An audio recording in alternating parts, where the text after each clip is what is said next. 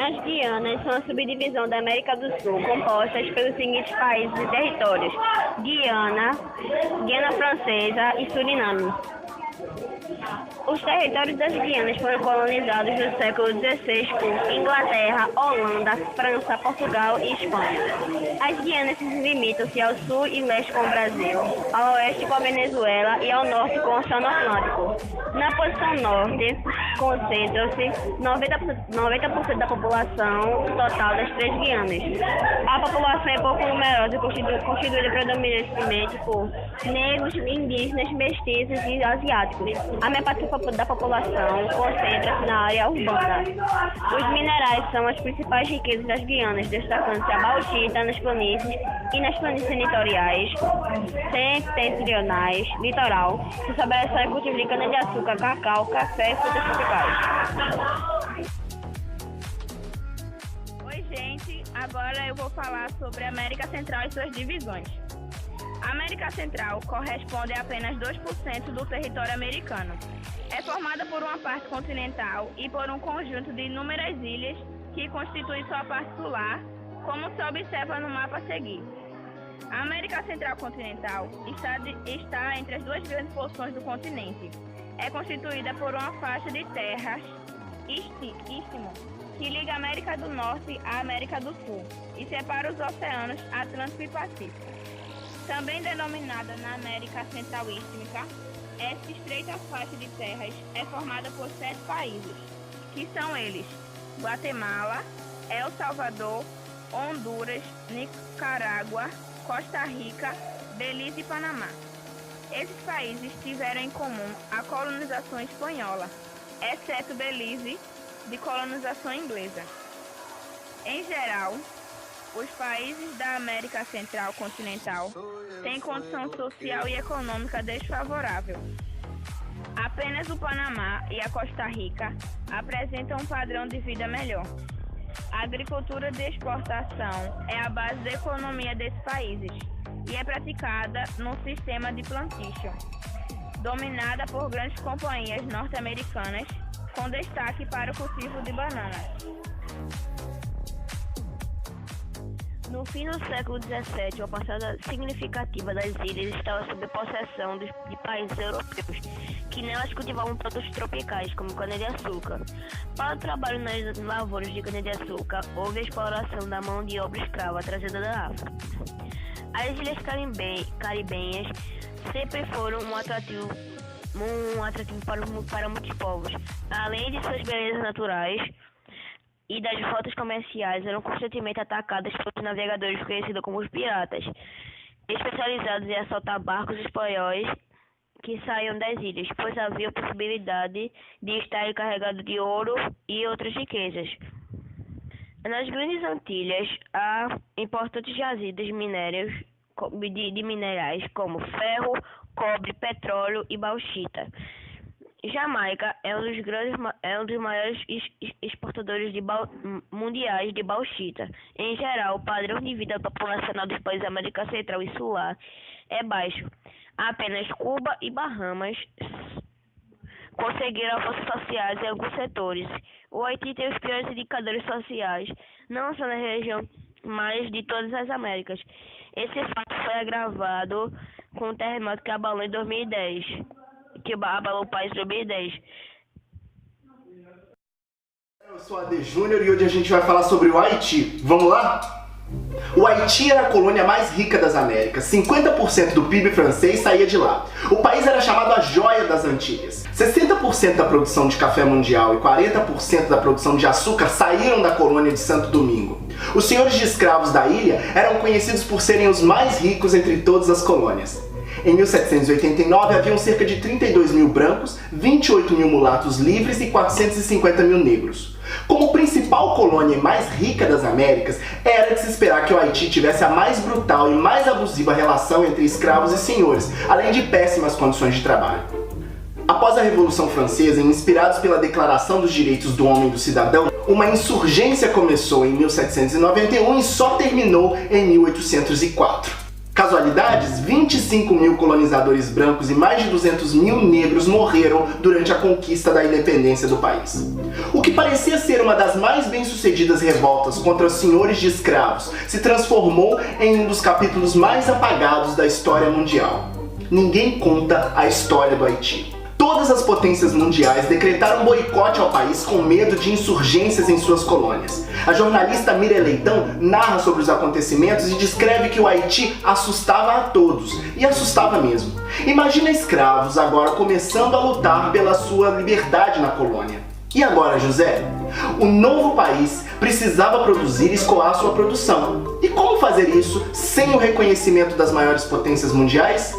Em 1838, a França aceitou reconhecer o Haiti como nação soberana, contanto que o país indenizasse com uma pequena fortuna de 150 milhões de francos, o que seria mais de bilhões de euros nos valores atuais. Essa dívida tinha como objetivo uma coisa só: quebrar a economia do país para que esse não pudesse ser um modelo político viável nas colônias. Os haitianos pagaram a liberdade com juros e essa dívida foi quase triplicada.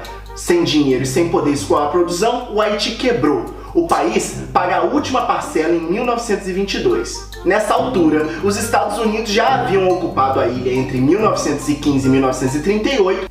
Mais tarde, a influência americana foi decisiva na trágica ditadura que levou a família Duvalier ao poder dos anos 60 aos anos 80, num regime violentíssimo que dividiu o país. Chegamos aos anos 90, em um país devastado por furacões, com economia em frangalhos, sem muitos parceiros comerciais nas Américas. Devido à intensa atividade colonial, o solo já não era mais próprio para a plantação. Somente 2% do Haiti hoje possui cobertura vegetal intacta. Tentativas de golpe, ignorado por países vizinhos, isolado da comunidade internacional, pobre e sem recursos. Foi assim que a comunidade internacional concordou que o país precisava de uma intervenção da ONU para evitar uma nova onda de violência em 2004. No comando, as Forças Armadas Brasileiras.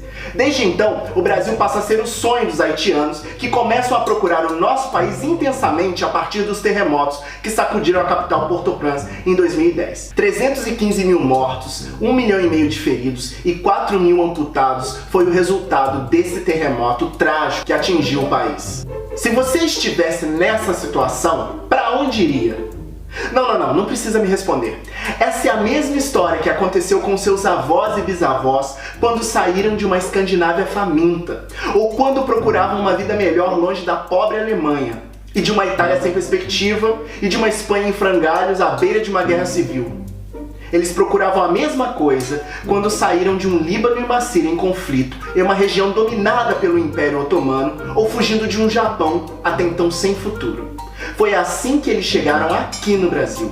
E é assim que os haitianos chegaram hoje e vão continuar chegando. Podemos ser ignorantes ou podemos compartilhar o que temos, com descendentes de homens e mulheres que lutaram por sua liberdade e pagaram por isso até hoje. Uma história de sofrimento tão presente que ninguém tem coragem de contar. Cabe a nós nos educar sobre os impactos do colonialismo nas Américas, principalmente nós brasileiros que temos agora a chance de fazer o que sempre fizemos, acolher, ou continuar na ignorância mesmo. O meu nome é Ade Júnior, muito obrigado por assistir meu vídeo, se inscreva no meu canal e até a próxima. Tchau!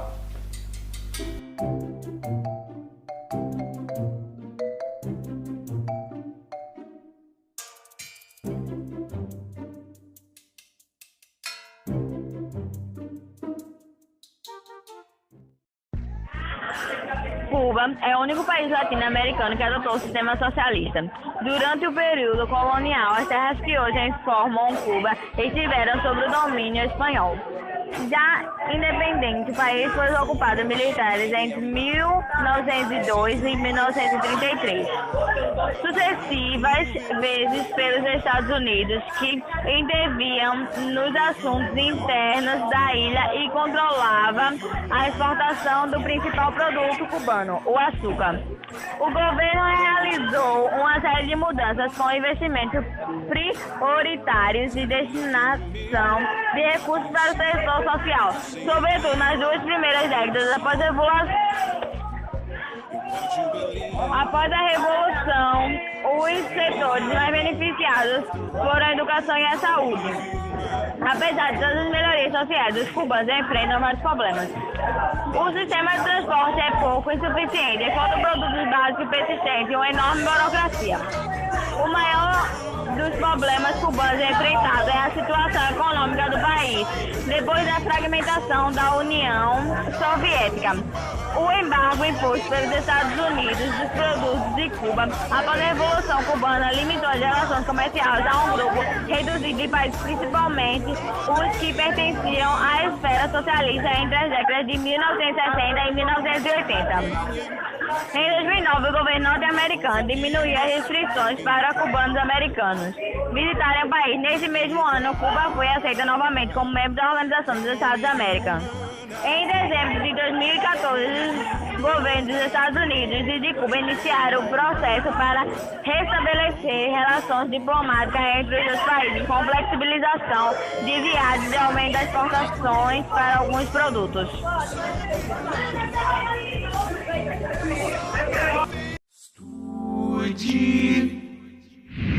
Senhoras e senhores, vamos falar sobre a Revolução Cubana. A revolução que instaura o primeiro Estado socialista no continente americano e não é em qualquer lugar, hein? É simplesmente numa ilha muito próxima da superpotência capitalista, os Estados Unidos da América. Cuba, a aproximadamente 120 quilômetros dos Estados Unidos. Isso preocupa o governo norte-americano, não se esqueçam. Em 1959, o mundo está em plena Guerra Fria. Mas antes de falarmos das causas da Revolução Cubana, antes de falarmos do processo revolucionário e do governo socialista na ilha, vamos voltar um pouco. Ainda no final do século XIX, vamos falar um pouco dos antecedentes disso tudo, com, por exemplo, a independência de Cuba, a influência norte-americana. Olha só, antecedentes, 1898, a Guerra Hispano-Americana, os Estados Unidos vão entrar em guerra com a Espanha será derrotada e uma das consequências é não só o domínio norte-americano na região do Caribe, na América Central, como também a independência de Cuba, que aliás já vinha lutando antes mesmo da intervenção dos Estados Unidos pela sua independência. Ora, mas digamos que essa interferência norte-americana na independência cubana vai, de certa forma, deixar marcas de longa duração na ilha. Olha só, uma forte influência dos Estados Unidos, não só uma influência política, como também uma influência militar e principalmente uma influência econômica que vai perdurar até a Revolução, em 1959. Ora, alguns aspectos importantes dessa influência, dessa forte influência norte-americana na ilha, pode ser verificada, por exemplo, por essa Emenda Platt. A Emenda Platt, em 1901, é inserida na Constituição cubana por iniciativa do senador norte-americano Orville Hitchcock Platt. Por essa emenda, os Estados Unidos da América poderiam intervir política, militar e economicamente na ilha para defender os seus interesses. Ora, isso faz parte da política externa norte-americana à época, implementada pelo presidente Theodore Roosevelt, o Teddy Roosevelt. O Theodore Roosevelt tinha uma frase que ilustra bem essa política. Ele dizia o seguinte: fale macio com os vizinhos da América Latina, mas tenha sempre à mão um grande porrete, o Big Stick. E esse intervencionismo pode ser verificado, por exemplo, com a Emenda Platt, com a criação de uma base militar norte-americana mais a leste da ilha, a base militar de Guantánamo. Aliás, vale lembrar que o governo americano até hoje paga o aluguel, digamos assim, para poder utilizar essa parte do território cubano. Paga $4.000 por ano. É isso mesmo, 4 mil dólares é o aluguel que os americanos pagam para poder utilizar esse território. Ora, verificamos também uma forte participação dos Estados Unidos na economia cubana, principalmente na agricultura, notadamente na economia açucareira. Aliás, esse era o principal objetivo dos Estados Unidos com a sua participação na Guerra Hispano-Americana, e a participação na independência de Cuba. Aliás, os americanos vão também possuir várias propriedades agrícolas em Cuba e vão explorar a mão de obra cubana. E, de certa forma, essa exploração norte-americana em Cuba vai despertar um forte sentimento anti-americano e um forte nacionalismo entre os cubanos. No próximo episódio, falaremos sobre o governo do ditador Fulgêncio Batista, governo totalmente alinhado com os Estados Unidos e que vai despertar, né, esse sentimento revolucionário entre os cubanos, ok? Não perca. É isso aí. Estude.